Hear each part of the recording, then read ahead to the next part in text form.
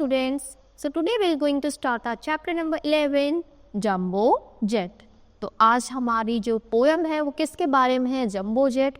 और jumbo jet किसका name है? एक एलिफेंट का नेम है। I saw a little elephant standing in my garden. I said, "You don't belong in here." He said, "I beg your pardon."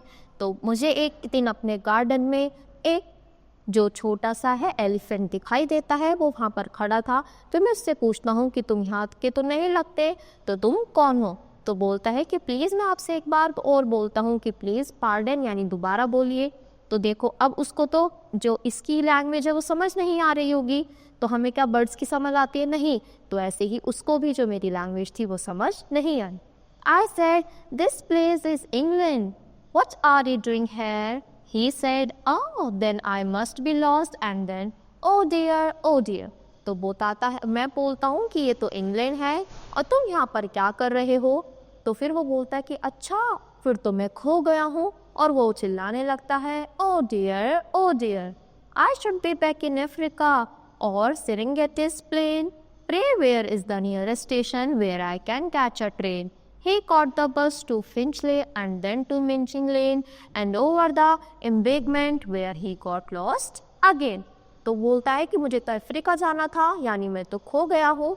तो फिर मुझे वो बता दीजिए कोई स्टेशन, ताकि मैं प्लेन से अपने वहाँ पर जा सकूँ, यानी ट्रेन पकड़ सकूँ और अपने घर वहाँ पर जा सकूँ। तो पहले वो वहाँ पे जाता है बस से, फिर मिंचिन लेन पर जाता है और वो वहाँ पर जाके भी दोबारा से खो जाता है।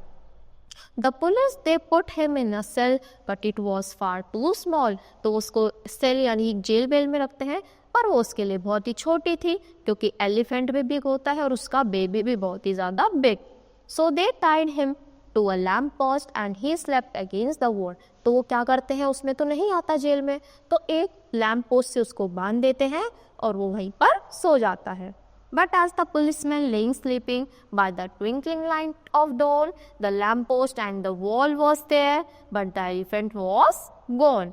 तो जैसे वो वहाँ पर सो रहे थे, जैसे ही वो सो जाते हैं, रात हो जाती है, तो वहाँ पर लैम्प पोस्ट भी था, वॉल भी थी, पर वहाँ पर एलिफेंट नहीं था, यानी वो वहाँ से भाग गया। तो if you see an elephant in a jumbo jet, you can be sure that Africa's the plane he is trying to gate.